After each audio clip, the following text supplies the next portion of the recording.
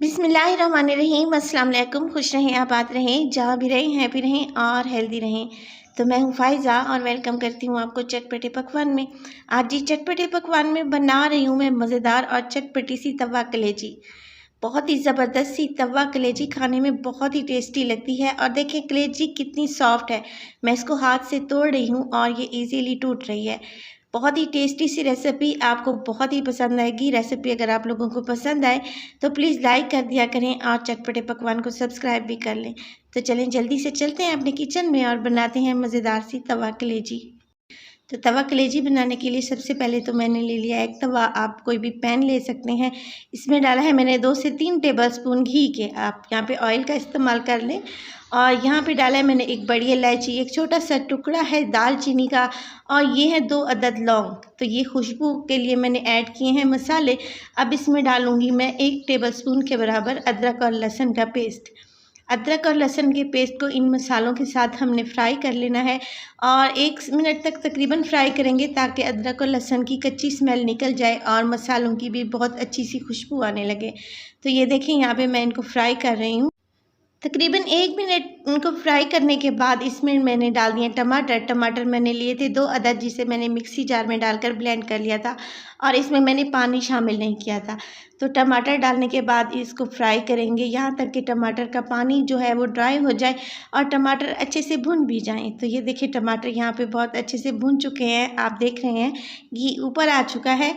अब इसमें डालूंगी मैं कलेजी। कलेजी मेरे पास है यहाँ पर तकरीबन आधा किलो के बराबर, जिसे मैंने अच्छे से वॉश कर लिया था और छोटे छोटे से पीसेस में काट लिया है।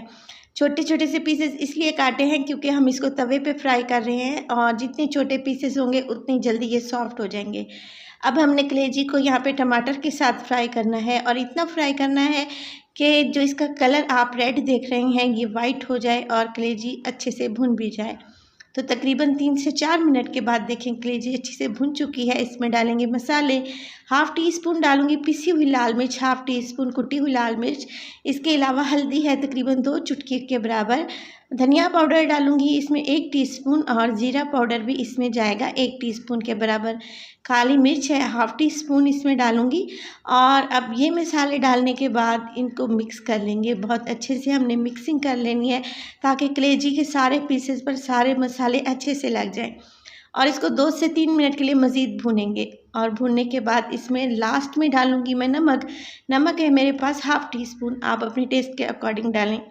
नमक डालने के बाद इसमें 3 से 4 टेबलस्पून ही मैं इसमें पानी शामिल कर रही हूँ। पानी शामिल करने से क्या होगा, मसाले यकजान हो जाएंगे, मसाला अच्छे से इकट्ठा हो जाएगा और कलेजी भी सॉफ्ट हो जाएगी।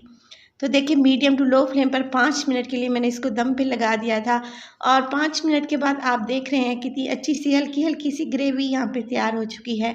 तो मुझे ऐसी ही ग्रेवी चाहिए थी, हल्की हल्की सी, जिसे रोटी पराठे या फिर नान के साथ खाया जाए तो बहुत ही टेस्टी लगे। अब मैं फ्लेम को ऑफ कर दूंगी और इस पर डालूंगी बारीक कटा हुआ अदरक, हरा धनिया और बारीक कटी हुई हरी मिर्चें। देखिए मज़ेदार सी हमारी तवा कलेजी तैयार है। आप इसको पराठों के साथ, पूरी के साथ, नान के साथ सर्व करें, खाने में बहुत ही टेस्टी लगती है।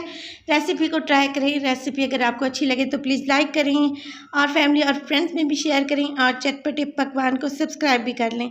तो अपना बहुत सारा ख्याल रखिएगा और फ़ायज़ा को भी अपनी दुआ में याद रखिएगा। मुझे दीजिए इजाज़त। टिल देन अल्लाह निगहबान।